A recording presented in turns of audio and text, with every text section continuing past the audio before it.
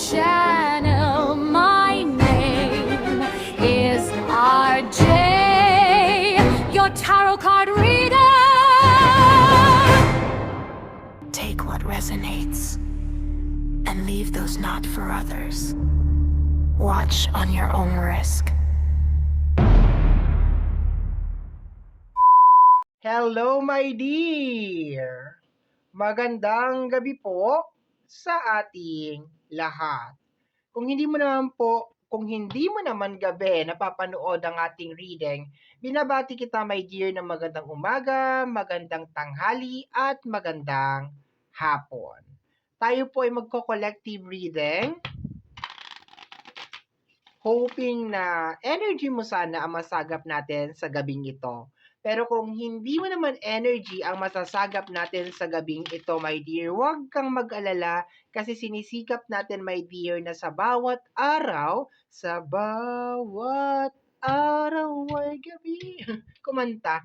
Sa bawat araw, my dear, ay makapag-upload tayo ng collective reading. Okay?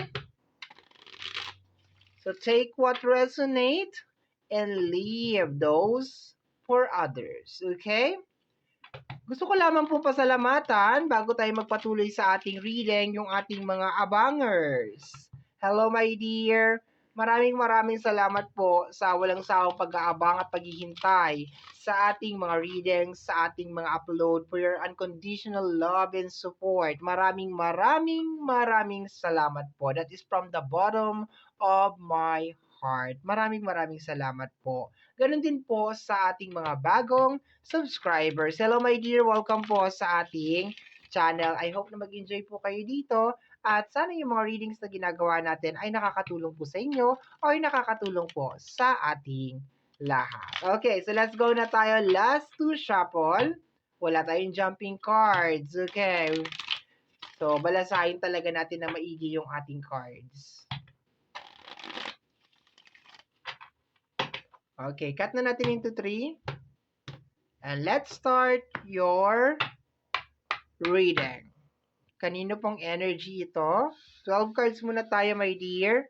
First card natin is the Two of Swords. Okay. Sa energy ng Two of Swords or the Two of Speed, ito ay energy ng isang tao na denial. Okay? Denial, possible na hindi makapag-decide. Pwede din, okay? Hindi makapag-decide, pero it's more on denial na energy, okay? Hindi niya alam kung anong gagawin niya. Next card is the Seven of Swords, okay?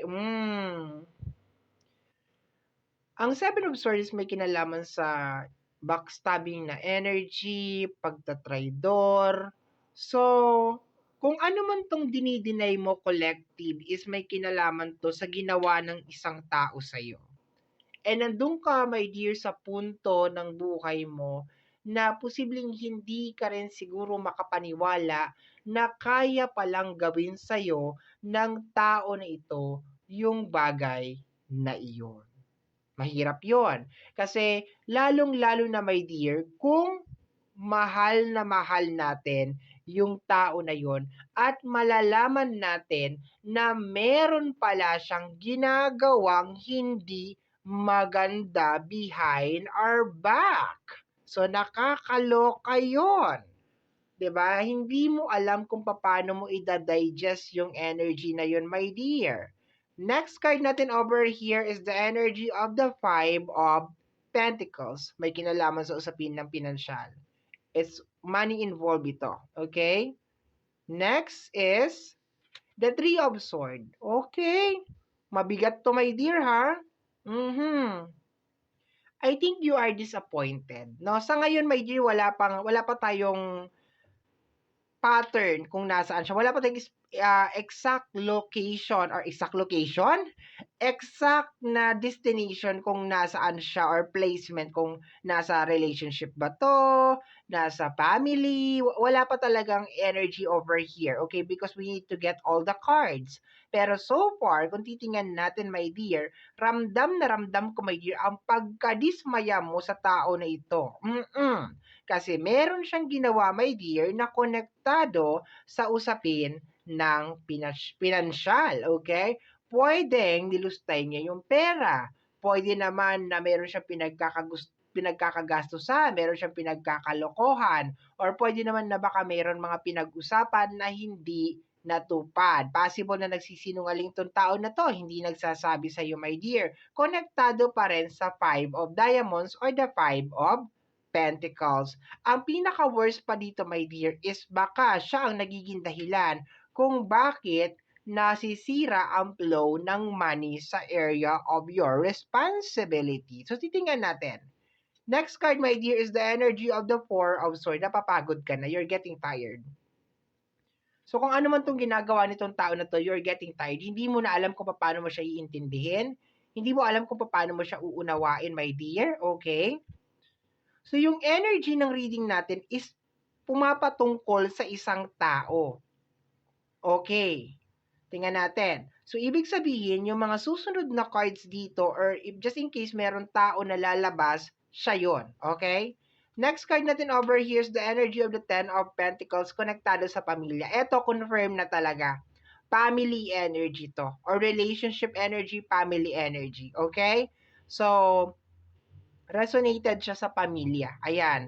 May kinalaman sa pera, my dear. Okay? Posibleng meron taong iniisahan ka or ginugulangan ka sa usapin ng pinansyal. Okay? Next is the energy of, okay, eto na. Energy ng fire sign, lalaki. Aries, Leo, and Sagittarius. Okay? Next is the energy of the Two of Wands. Eto na, na-confirm na siya. Actually, sa energy ng Two of Swords, medyo nag-aalanganin ako kanina kung sasabihin ko ba na parang hindi ka makapag-decide. Yung parang gano'n, yung parang ka naguguluhan, undecided ka, my dear. Pero sa paglabas medyo ng Two of Wands, confirm na yung sinabi ko kanina na parang hindi ka makapag-decide kung ano yung gagawin mong next, okay? Kasi possible na nag-aagaw, my dear, yung iyong isipan. Yung naglalaban, my dear, yung isipan at yung iyong puso. Naglalaban silang dalawa. Hindi mo gusto kung ano yung ginawa, pero at the same time, nandoon kasi, my dear, yung pagmamahal, yung love. Okay, hindi natin kasi basta-basta maibabasura yun, 'di ba? Pero hindi mo talaga gusto kung ano yung ginawa ng tao na to, my dear, na may kinalaman sa usapin ng pinansyal. Okay? Next is the energy of the Ace of Speed. Okay, this is not good. This is maliwanag, my dear, na panloloko. Okay? Confirm. Panloloko, my dear, matagal ka na niloloko, may kinalaman sa usapin ng pinansyal. Confirm na confirm, 101%. Okay? Next is energy ng lalaki na naman ulit. This is energy ng earth sign. Taurus, Virgo, and Capricorn. Okay? So, yung mga nilalabas ko at mga binabanggit ko, my dear, na gender at zodiac sign, sila yung pinatutungkulan ng reading na ito. Okay? Maybe you're dealing with Aries, Leo, and Sagittarius na lalaki. Maybe you're dealing, my dear, with earth sign, Taurus, Virgo, and Capricorn. Okay? So, in short, niloloko ka nitong tao na to. Yes, niloloko ka nitong tao na to. We have here the energy of the Ten of Wands. Yes. Confirm yung sinasabi ko kanina, my dear, na itong tao na to ang nagiging dahilan kung bakit nagkakaroon ka ng mga blockages sa usapin ng pinansyal. Kasi bakit? Hindi niya pinapahalagahan yung usapin ng pinansyal. Okay, yun ang nakukuha ko dyan. Next is energy of the Six of Wands. Possible na mayabang. Okay? Mahalaga sa kanya yung appearance niya sa public. Mahalaga sa kanya na makita siya ng tao na hindi siya nag-struggle. Mahalaga sa kanya, my dear, yung kanyang reputation. Parang ganon, okay? Ayaw niya na nakikita siya ng tao na nag-struggle siya or something. But, ang nakakalungkot lang dito, mahalaga yung reaction o yung pakiramdam o yung feelings ng mga tao compare doon sa tao na sinusuportahan siya at nagmamahal sa kanya ng totoo. Kasi willing siya, my dear, na sagasaan itong kung anong meron kayo, basta ma-maintain niya lang yung image niya. Na siya ay successful, na siya ay may narating sa buhay, whatever it is. Okay, once again, energy ng fire sign, Aries, Leo, and Sagittarius. And then energy ng fire sign, earth sign pala, Taurus, Virgo, and Capricorn. Fire at saka earth ang nandito so far. Okay? So, yun ang nakukuha ko dito, my dear. So, probably baka na-discover mo, nalaman mo, okay, na ginagamit ka lang nitong tao na to nang dahil sa kailangan niya ng pera. Okay? Lalaki, my dear ha, lalaki. So, kung ikaw ay dealing with babae, wala pa naman. Pero sige, sa next set natin, yung lalabas na energy doon, my dear, isasama natin dito sa reading natin. Kasi I have this strong feeling na, yes, may lalabas pa doon na character or energy. Character talaga. May lalabas pa doon, my dear, sa ating next set of 6 cards. Okay? So, yun na nga, my dear. Medyo dismayado ka. Actually, hindi medyo eh. Dismayado ka talaga dito sa tao na ito. No, kasi hindi niya pinapahalagahan, my dear, lahat ng binibigay mo sa kanya o lahat ng ginagawa mo para sa kanya. Okay? Pangit man tong pakinggan or pangit man tong sasabihin ko, pero ang maliwanag kasi or ang pinakamalapit na salita na maibibigay mo sa taong ganito ay manggagamit. Okay? So, ginagamit ka lang, my dear, ng dahil sa, 'di ba, personal na interest. Ganon. Okay? So, tingnan natin, my dear. Ang ano pa dito is possible na pera mo yung ginagamit niya. Pera mo yung ginagamit niya, my dear, sa mga luho niya, kapritsyo niya, 'di ba? So, hindi maganda yon kasi parang tinitake advantage ka niya dahil mahal mo siya, 'di ba? Ay, mahal ako nito, hindi ako mapapahindian nito, 'di ba? Kaya ganun ang nangyayari. Okay, so let's go tayo. Cut na natin into 3. And hanapin na natin yung 6 cards. Nagsabi ako, my dear, bago tayo mag-spread, na kung may tao na lalabas dito, idadagdag natin doon sa fire sign and earth sign. Okay? Next card natin over here is energy ng Gemini, Libra, and Aquarius. I told you, meron pa. Jack na naman ulit. 'Di ba? Gemini, Libra, and Aquarius. Next natin over here is King. Okay? King of Diamonds, Taurus, Virgo, and Capricorn. Okay? So, next over here is the energy of the Four of Wands. Alam mo, itong tao na to, ang ganda ng image niya. Promise. Ang ganda ng tingin sa kanya ng tao. Kung masama ka lang na tao, 'di ba? Kung masama ka lang na tao, kayang-kaya mo sirain yung buong pagkatao nitong tao na 'to. Pero dahil mahal mo siguro, hindi mo gagawin 'yon. Okay? Mahal mo siguro. Nasabi ko siguro kasi may galit ako nakuha eh. So, hindi na ako sure kung mahal mo pa rin ba. Pero to the point na hindi ka kasi makapag-decide. So, probably sabihin natin 50-50. Okay? Next card natin over here is the 5 of Sword. Okay? This is energy of abandonment. My dear, kung lulubog ang barko, hindi ka niya pipiliin. Ito yung masakit dito, my dear. Kung merong darating at mangangako sa kanya na, oy, halika dito, susuportahan kita, ako na lahat. Ako na lahat, ako nang gagastos, iiwanan ka niya. Iiwanan ka niya, my dear. Mahalaga yung image niya. Yun na nakukuha ko pa ulit-ulit dito. Isa pa sa nakukuha ko dito, my dear, mahirap dito kung pinalalabas niya na siya ang nagsusupport sa iyo maski na ikaw naman ang nagsusupport sa kanya. Ibig sabihin, sa mata ng mga tao, siya lahat. Kung ano yung meron siya, kanya lahat yun. Pinagpaguran niya yun. Wala ka ni isang kusing na iambag doon. And hindi naman natin sinasabi, my dear, na kailangan niyang i-mega punto.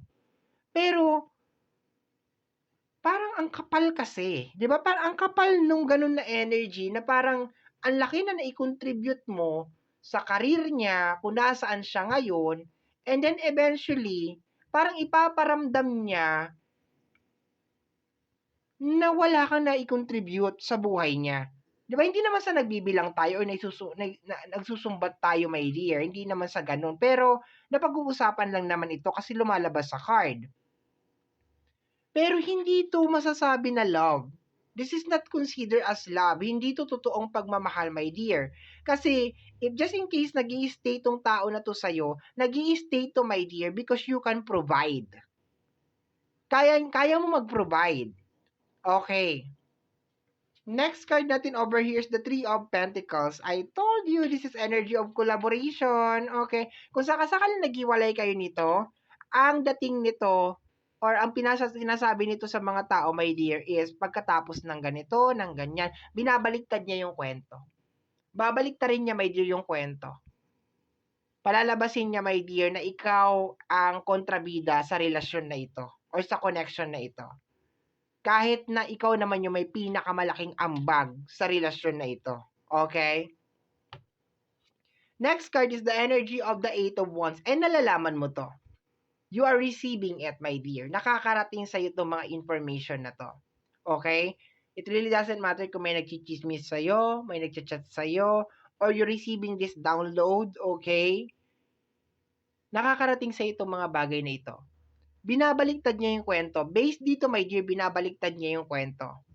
Lalo na kung lately nag-away kayo nito or naghiwalay kayo nito, binabaliktad niya yung kwento sa mga tao. Sinasabi niya, my dear, na kung ano yung meron siya, kanya lahat yon. At marami siyang naitulong sa'yo kahit na wala naman talaga. Okay.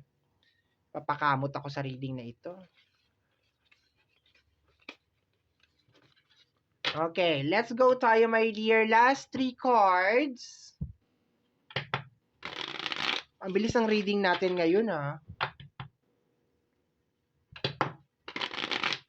Sisikapin natin na bilisan yung reading natin para, 'di ba, hindi naman nakaka-boring sa mga manunood. Sisikapin natin na hindi magpaulit-ulit sa mga sinasabi at maging direct to the point na lang talaga. Okay? Kasi napapansin ko yung mga reading umaabot ng 20 minutes, maabot ng 30 minutes, paulit-ulit na naman pala yung sinasabi ko doon. No? Sino ba napapagod? Ako din. Okay. So, tingnan natin, my dear, last 3 cards. Okay? Last 3 cards. Ang bad nito. Kung sino tong partner mo, ang bad niya.